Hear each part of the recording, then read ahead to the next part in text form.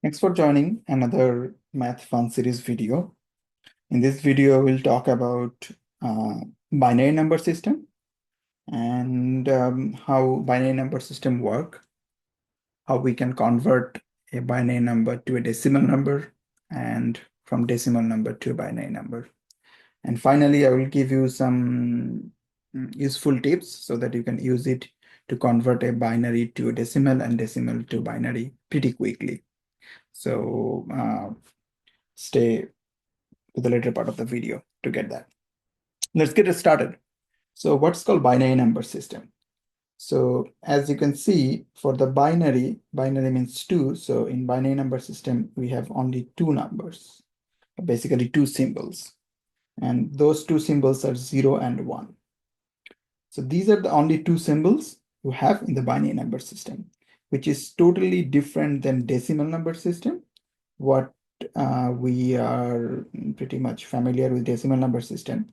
Deci means 10. So we have 10 symbols, right? 0, 1, 2, 3 till 9. So those are all the symbols in decimal. But in the case of binary, you have only 0 and 1. So let's go through the decimal number system to figure out how we can generate the next number from the binary.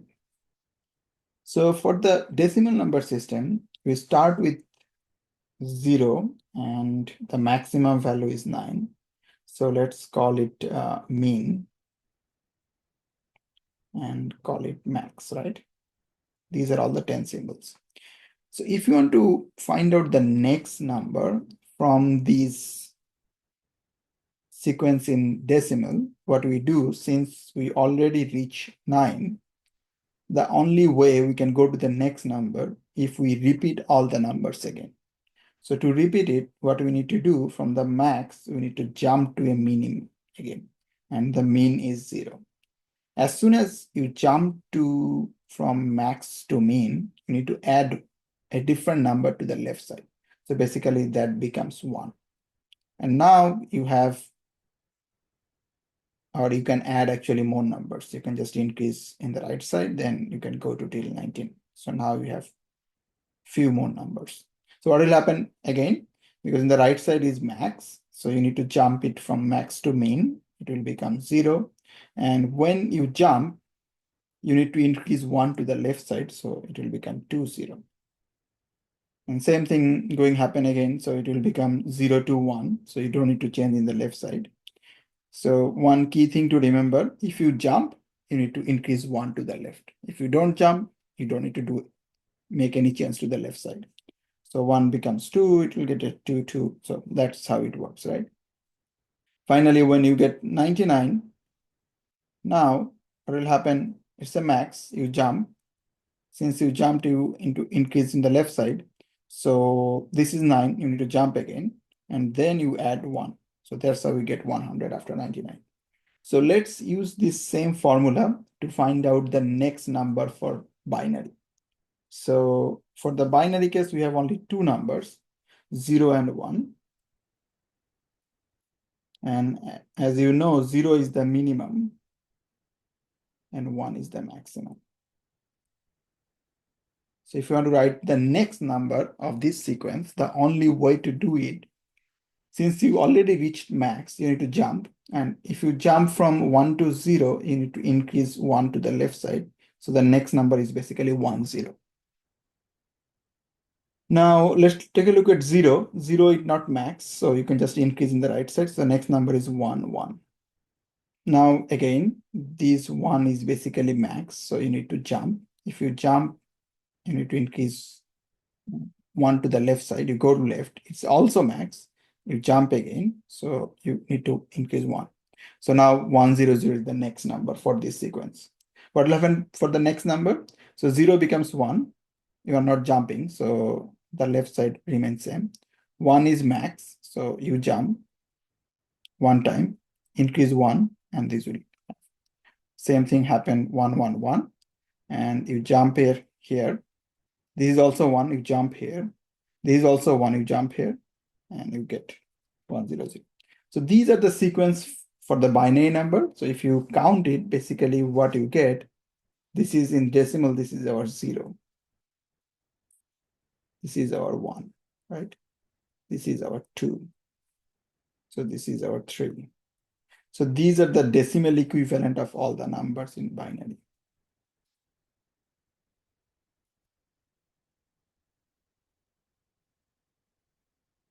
And I'll write the next two number 9, 10, and 11 as well.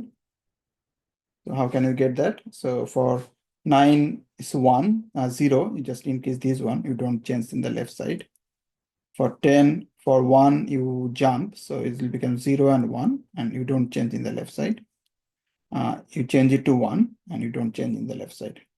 So these are all the values from 0 to 11. And as you can see, all the black are actually in the binary number system. So this is my binary number system, B. And in the right side, we have D. So these are the decimal number system. So now let's look into how we can easily convert these two values, right? So let's talk about if we have a decimal number. So let's talk about a decimal number, something like 237. So if it's a decimal number, we know this place is called ones, right? This place is called tens, and this place is called 100. So what does that mean? That mean basically 7 multiplied by 1, you get 7. For 3, you get 3 multiplied, this is the 10th position. So you multiply it by 10, you get 30. And same as for 2, this is a 100 position. So you basically multiply it by 100, you get 200. And if you sum all these numbers, you get 237. So that's how you get actually 237. And what's the special property about this 1, 10, and 100? This is basically 1 means this is 1. 10 means it's 10 to the power 1. And 100 means actually 10 to the power 2. So if you want to write it will be 10 to the power 0. This 10 means 10 to the power 1. This means 10 to the power 2. And where does this 10 come from? 10 actually come from decimal, because D for decimal, and that's why you multiply it by these one. So let's talk about, can we use the same approach so that from the binary number, can we figure out what is the decimal value or decimal equivalent for that value? So let's take something like maybe a little bit smaller, like 110, right? So if you have a binary number 110, how can we find out the decimal value? So this will be same. This will be a 1th position. So you basically 0 multiplied by 2 to the power 0. This one 1 multiplied by 2 to the power 1. This one 1 multiplied by 2 to the power 2. And 2 to the power 0 is 1. But if you have 0 in the left side, it becomes 0. 2 to the power 1 is 2. So you get 2. And 2 square is 4. So you multiply to 1. So this is 4. And if you sum all these things, you get 6. So that means the 110 binary number basically equivalent to decimal value of 6.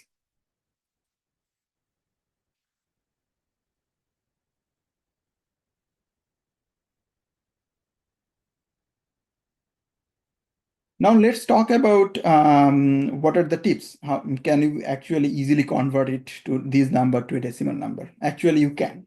So as soon as you know all the values of 2 power, then it's pretty easy to do it, right? So let's see what are the 2 power. So 2 power of 0 is basically 1. 2 power of 1 is 2. 2 power of 2 is 4. Basically, you multiplied by 2 the previous number, so you get 8. 2 power is 4 is 16. 2 power is 5 is 32. 2 power is 6, 64. I'm not writing all these things, but basically the next number is 128, 256, 512, and 1024. If you know the memory size of any flash drive or your phone or camera, those are power of 2, right? So you get the kilobyte, megabyte, gigabyte for all of these. And 2 to the power 10 basically is 1024. So what does that mean? That means if you know all the numbers, you basically, you can see wherever you have. So for example, I want to convert this 1011, right? So I have 1011. And for this number, right, the first number, this is actually 2 to the power 0, which is basically means the position of 1. This means 2, this means 4, this means 8. So you basically write all the values of all the tooth power in top of it. And now, if you want to figure out what is the value of this one, what you need to do, you will see what are the values are 1. This is 1, this is 1, this is 1. So you just add these numbers and you get the result. So that's the easiest way to get the value from binary number to a decimal number. So what do? You write all the tooth power from 1, 2, 4, 8, 16, 32 in the top of the numbers. Sum up all the numbers, which is actually 1. Because 0, when you multiply 0 by 4, this will become 0. So you don't need to add it, right? So let's look at how we can convert a number from here to back to a binary number, right? So for example, we want to convert 9, right? So if you are given a 9, how can we get the value binary? So the way you do it, so you basically get the 9 and divide it always by 2. So if you divide by 2, what do you get? You get 4 as the result and remainder is 1. You write the 1 in the right side. You multiply by, divide by 2 again. You get 2 and 0 here. And you do 2 divide by 2 again. You get 1 and 0 here. And you divide by 2 again. So basically what we did, all the values you get, divide by 2 each time. You get all the reminders. And these remainder will give you the result for this one. So if you go from top to bottom, so you get 1001. This is your binary number from 9, right? So 9 becomes binary number. So what is the tips to convert it pretty easily? This is pretty same to you can use the same tricks from the beginning. So as you know, the power of 2 and 2 power 0 is 1, then 2, then 4, then 8, then 16, right? So we'll do only till this number. So now, for example, someone give you a number 9. Can you write the binary of this 9? Yes, I can. So what you need to do for 9, you need to find out what is the maximum number you can get. You can get maximum number, which is below 9 is 8. So you need a 1 here. So you get 1 here. And how much do you need? You already have 8, so you need 1 more. So you put 1 here, right? And since you don't need 4 and 2, so this is your 9. Using same logic, can we convert 11, right? So for 11, what you need an 8. So you put 8 here. You need 3 more. So you put 2 here and 1 here. You don't need 4. So basically 11 is this guy. Can you write 23? So for 23, you need a 16 because 8 will not make 23. So 16, you need 16. You get the 16 here. So if you get the 16, how much do you need? So you need 23 minus 16, which is 7. You need 7 more. So you get the 4.